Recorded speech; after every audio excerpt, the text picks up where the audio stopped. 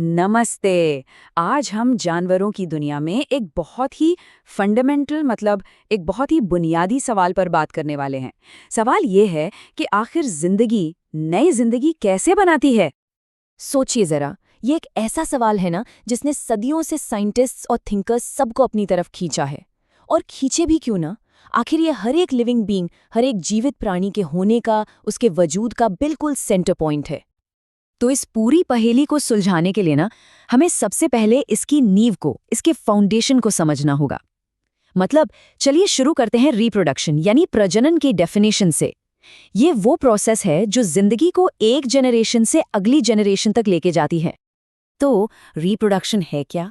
ये एक biological process है, एक ऐसी प्रक्रिया जिससे कोई भी जीव अपने पेरेंट्स से नई संतान ऑफस्प्रिंग पैदा करता है। और ये प्रोसेस किसी भी स्पीशीज के बने रहने के लिए, उसके वजूद के लिए एब्सोल्युटली क्रूशियल है। इसके बिना तो जिंदगी ही खत्म हो जाएगी, है ना? इसे ना एकदम सिंपल तरीके से सोचते हैं, जैसे इंसानों के बच्चे होते हैं, कुत्तों के पिल्ले होते हैं और चिड़ियों के चूजे। बस ये वही नेचर का साइकिल है जो हम रोज अपनी आंखों के सामने अपने आसपास देखते हैं। लेकिन एक सवाल है, क्या सारे जीव, सारे एनिमल्स एक ही तरीके से रिप्रोड्यूस करते हैं? नहीं। असल में नई जिंदगी बनाने के दो मेन रास्ते हैं और ये दोनों रास्ते एक दूसरे से काफी अलग है। देखिए, एक तरफ है एसेक्सुअल रिप्रोडक्शन यानी अलैंगिक प्रजनन। इसमें सिर्फ एक ही पेरेंट की जरूरत होती है। यहाँ कोई स्पर्म या एग गैमीट्स का कोई फ्यूजन, कोई मिलन नहीं होता। और दूसरी तरफ है सेक्सुअल रिप्रोडक्शन यानी लैंगिक प्रजनन। यहाँ दो पेरेंट्स, एक मेल और एक फीमेल शामिल होते हैं और इसमें गैमीट्स का फ्यूजन होता है जिससे संतान पैदा होती है। तो चलिए सबसे पहले एसेक्सुअल रिप्रोडक्शन की अनोखी दुनिया को एक्सप्लोर करते हैं। और मैं बता दूं, ये सुनने में जितना सिंपल लगता है ना, असल में उससे कहीं ज्यादा फैसिनेटिंग है। इसका एक बहुत कॉमन तरीका है बाइनरी फिजन। जरा इमेजिन कीजिए, एक अमीबा, बस वो दो हिस्सों में टूट जाता है। एक सिंगल पेरेंट सेल से कहानी शुरू होती है, वो डिवाइड होता है और बूम, दो एकदम आइडेंटिकल ऑफस्प्रिंग्स तैयार हो जाते हैं। कमाल है ना? फिर एक और बड़ा इंटरेस्टिंग तरीका है बडिंग। इसमें क्या होता है, जैसे हाइड्रा में पेरेंट की बॉडी पर ही एक छोटा सा बड, एक कली जैसी चीज उगने लगती है। ये बड धीरे धीरे डेवलप होता है, एक पूरा नया इंडिविजुअल बन जाता है और फिर पेरेंट से अलग होकर अपनी खुद की जिंदगी जीने निकल पड़ता है। अच्छा, अब बात करते हैं सेक्सुअल रिप्रोडक्शन की।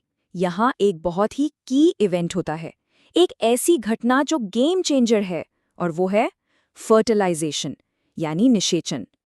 फर्टिलाइजेशन, ये वो मोमेंट है, वो जादुई पल जब एक मेल गैमीट यानी स्पर्म और एक फीमेल गैमीट यानी एग आपस में फ्यूज होते हैं और इस फ्यूजन से बनता है एक सिंगल सेल जिसे कहते हैं जाइगोट। आप कह सकते हैं कि यही वो पहला जेनेटिक ब्लूप्रिंट है एक पूरी नई जिंदगी का। और पता है, ये फर्टिलाइजेशन भी दो अलग अलग तरीकों से हो सकता है। एक है एक्सटर्नल फर्टिलाइजेशन, जैसा मेंढक और मछलियों में होता है। यहाँ गैमीट्स का फ्यूजन बॉडी के बाहर होता है, ज्यादातर पानी में, सोचिए। और दूसरा है इंटरनल फर्टिलाइजेशन, जो इंसानों, कुत्तों और पक्षियों में होता है। इसमें ये पूरी प्रोसेस फीमेल की बॉडी के अंदर एकदम सेफली होती है।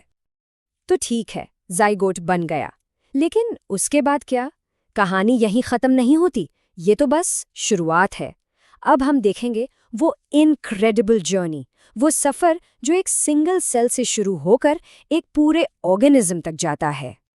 तो वो जो एक अकेली सेल थी, जाइगोट, वो बार बार लगातार डिवाइड होती है और सेल्स का एक गोला सा बना लेती है। इसे कहते हैं एम्ब्रियो यानी भ्रूण। फिर जैसे जैसे ये और डेवलप होता है, ये फीटस का रूप ले लेता है। ये वो स्टेज है जहां बॉडी पार्ट्स जैसे हाथ, पैर वगैरह पहचाने जा सकते हैं। तो अब सवाल ये है कि ये डेवलप हो रहा जीव दुनिया में आता कैसे है? एनिमल किंगडम में इसकी दो मेन स्ट्रैटेजीज हैं। एक तरफ है विविपारस एनिमल्स, जैसे हम इंसान और गाय, ये सीधे बच्चे को जन्म देते हैं।